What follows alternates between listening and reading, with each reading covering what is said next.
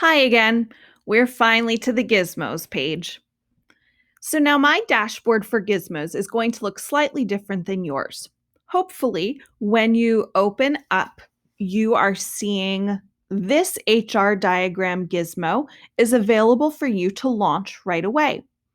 If it is not, please come up to the Find Gizmo and type in HR diagram.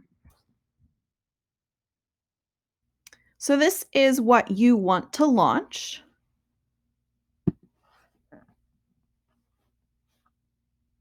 And you should come to this type of screen.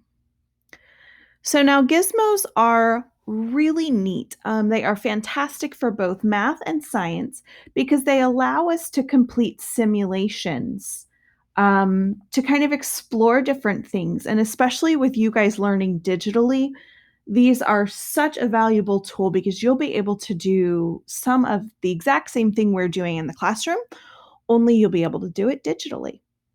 So now I'm looking at my student exploration sheet. I have that open on an iPad, so you're not able to see that. But there's a couple of prior knowledge questions, and I would like for you to pause me and do those. They're asking you two questions about some of the stars in the Orion constellation. So go ahead, pause here, respond to those, and then push play.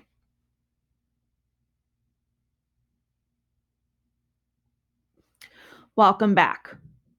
All right, so you should now be down to the Gizmo warm up. And it tells us in the early 1900s, astronomers were able to identify many star characteristics, such as color, size, temperature, and luminosity, or how bright a star is. However, astronomers did not yet understand exactly how these characteristics were related. Using the HR diagram gizmo, you will discover some of these relationships on your own. Start by moving your cursor over the stars in the star collection. Information about each star is displayed on the right side of the gizmo. The numbers given for luminosity, radius, and mass are in comparison to the sun. So, a star with a radius of 2 is twice as large as the sun. All right, so my star collection is this pretty box of different colored stars up here at the very top. And I am told to find Betelgeuse. Ha, there is Betelgeuse. And then I'm told to fill out the chart at the right. So from this information, I am able to see that Betelgeuse is approximately 3,400 Kelvin in temperature. Kelvin is the temperature that most physicists and chemists use.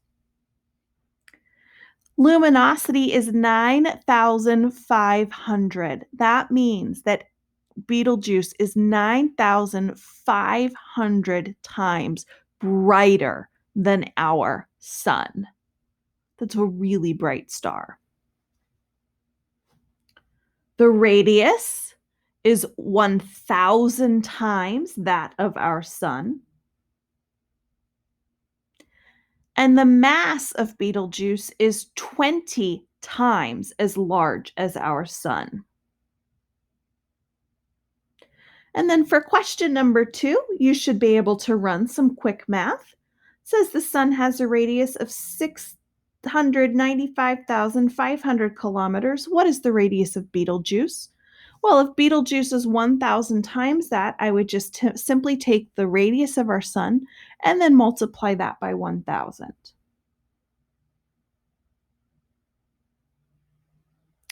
So activity A, we are going to explore color and temperature. And it says get the gizmos ready. Make sure arrange stars is selected and color is selected in the arranged by. So I can see that I have the arranged by color, and I can also see that I have arrange stars. So our essential question is how is the color of a star related to its temperature? And then we're told to predict. If you look closely at some stars in the night sky, you can see slight differences in their color.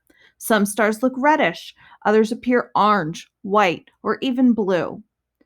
What do you think the color of a star indicates about its temperature? Think back to the flame tests and the gas tube demos.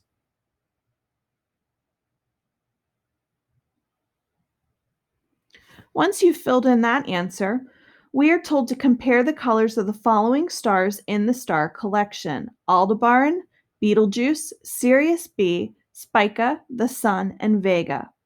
Look for the information that is given about the star and then drag the 6 stars to position them where you think that they would fit on the gizmo's color scale. All right, so I have Aldebaran. So I'm going to find Aldebaran here in my star collection. I am going to drag it over and try to match it up with its approximate color. So I'm going to drop it right about there. All right, we need Betelgeuse. So I'm going to drag Betelgeuse over. It looks to match right around there. Sirius B. Let's see. Oh, there's Spica, which I know we're going to need to come back. There's Sirius B. Looks to fit right in there someplace. Spica.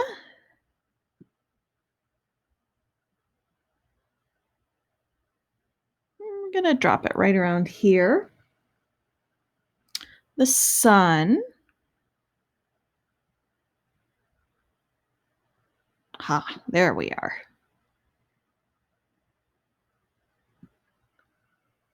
And then last but not least, Vega. Where are you, little guy? Ha ha, found it. All right, so I've got my stars arranged where I think they fit on the Gizmo color scale. And then it says to click Sort Stars on the Gizmo to check your placements. Mark and label the location of each star on the scale below. You may use abbreviations. So if I do Sort Stars, yeah, we were pretty close. There's some greater overlap than what we had chosen. Okay, so I would then complete question 2. And then for question 3, we are told to click Reset. And then on the Arranged by menu, we are supposed to change it to temperature this time. And then based on the given temperatures, we're going to plot those same 6 stars on the temperature scale. So I won't do them all, but what do we have? We have Betelgeuse, and I can see that Betelgeuse's temperature is about 3,400 Kelvin. So I'm going to bring this over right about here. And Aldebaran is 3,910 Kelvin. And you may already be starting to see how this is going to relate to what you previously wrote in question 2. So at this point, you should be ready to head off and work through the gizmo on your own. It's going to be very important that you read instructions carefully. Everything that you need to do on both the gizmo as well as the information you need to record is on your student exploration sheet. Please don't forget to reset the gizmo when you get to activity B. You will see that in red letters it says get the gizmo ready, and then it tells you to reset, and then you are actually going to change it over here from arrange stars to the HR diagram. Okay, please email me, or excuse me, please send me a Canvas inbox message if you have any questions, comments, or concerns. And your gizmo is going to be due at the start of class tomorrow. Happy learning!